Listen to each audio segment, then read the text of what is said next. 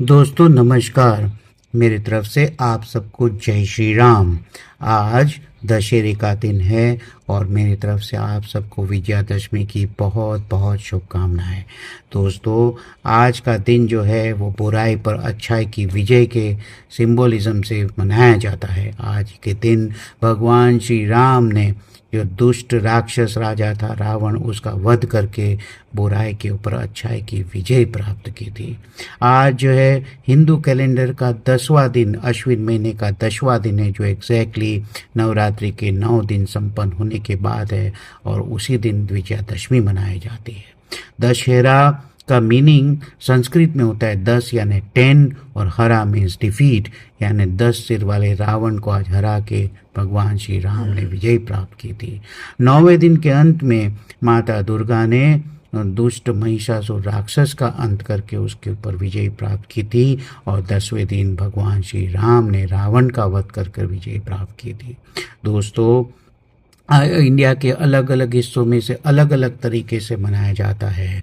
जो उत्तर भारत है, दिल्ली और यूपी है, वहाँ पर 10 दिन पहले से ही रामलीला लग जाती है। रामलीला का जो है थिएटर होता है और 10वें दिन इसका संपन्न समारोह तब होता है जब रावण, मेघनाथ और कुंभकर्ण के पुतले लगाए जाते हैं और राम के हाथों उन्हें जलाया जाता है, भस्म किया जाता है।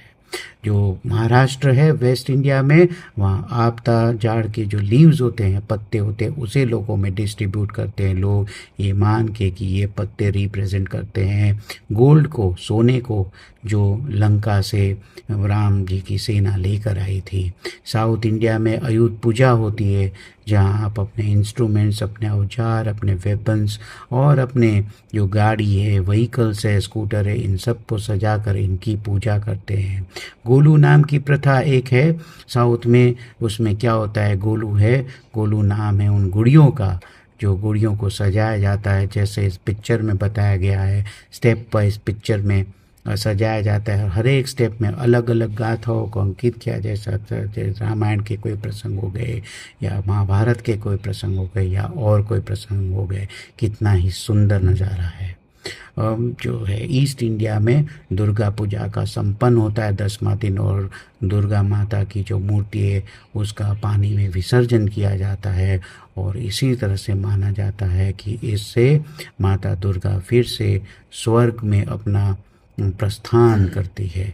मैसूर में तो माँ चामुंडेश्वरी का मंदिर है जहाँ पर माना जाता है कि माता चामुंडा ने महिषासुर राक्षस का वध किया है।